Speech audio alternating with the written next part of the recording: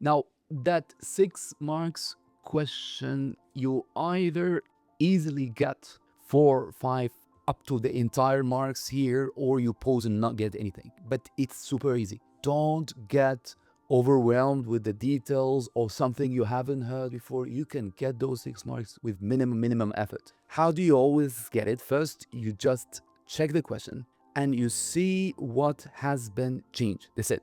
Eggs contain protein. It's called albumin. You may not heard of albumin, it's fine. This albumin will turn from cloudy to clear when it's digested with a protease. Plan investigation determine the effect of pH. You see this on? 2 letters help you a lot. How? Because what comes before the on is your independent variable. That's the factor you're changing. And what comes after it is what you're measuring. Okay? So now I know what I'm supposed to change. So if I just write a sentence, I say, I'll be changing the pH values. That's worth 1 mark. And for the dependent, I'll measure the digestion of the protein, the egg white, the albumin they've been talking about here. But how do I measure it? You're not going to invent it. You're not going to make anything up. There's written here. You're going to find how long it takes to turn something from cloudy to clear.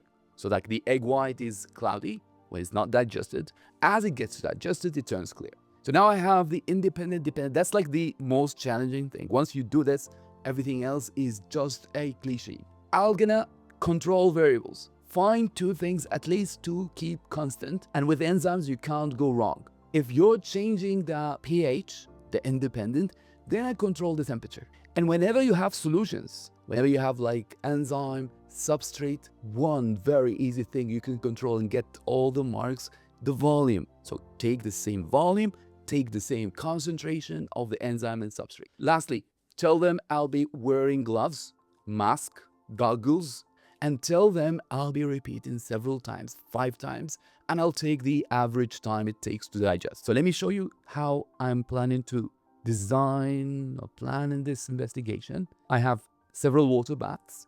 Each has the same volume of enzyme and substrate. So 1 test tube here is enzyme, 1 test tube is substrate. I keep them separate first. I let them both have the same temperature, the water bath, and 5 minutes later, I mix, starts the timer, and I keep looking. I wait until it becomes clear, until that cloudy color they've been talking about, until it becomes clear. The temperature here is being controlled by a water bath. I have a pH buffer. What's this for? It's just a solution to adjust the pH, to make sure that the pH stays constant throughout my investigation. I'll say prepare 5 test tubes. Each is set at different pH. So starting with pH 4 here on top, and this one here 2, 7, 9, and 11. I mean, I have a series of pH values.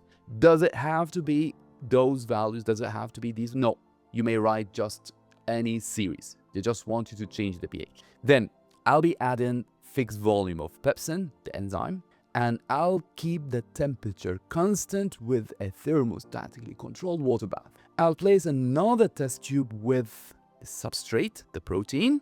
I'll let them separate. That's essential. Whenever you have an enzyme experiment, you don't start the experiment until both your enzyme and substrate have the same temperature. So let them equilibrate, and then 5 minutes later, time how long it takes for the solution, allow the color to turn clear. How are you going to do this? You're going to be using a colorimeter. What's this colorimeter for? It's just a way to find the endpoint, to find the color change.